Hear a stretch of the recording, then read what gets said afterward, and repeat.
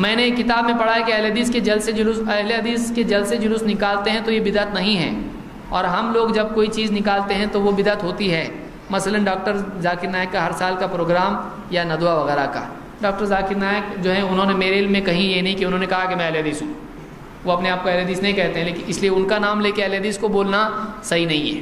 ہاں وہ بھی قرآن و سنت کی بات کرتے ہیں، لیکن وہ اہل حدیث سے انہوں نے کہیں نہیں کہا ہے، لہٰذا ان کے نام سے اہل حدیث کو کچھ بولنا عجیب بات ہے۔ دوسری چیز یہ کہ جلسے جلوس دینی مجلس بدعت نہیں ہے، لیکن جلسہ جلوس نکالنا پوری سڑکوں سے گزر کر اور اس طرح سے نبی کے نام سے نکالنا، اس دن نکالنا، ایسا اہل حدیث نہیں کرتے ہیں۔ اہل حدیث کیا کرتے ہیں؟ دین کی بات سننے کے لیے لوگوں کو جمع کرتے ہیں۔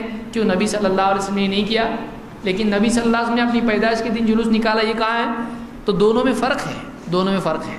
صرف جمع ہونا بدعت نہیں ہے، کس وجہ سے جمع ہو رہے ہیں، کس طریقے سے جمع ہو رہے ہیں، اس میں فرق ہوتا ہے۔ ندوہ اہل حدیث کا تو دور کا بھی تعلق نہیں ہے۔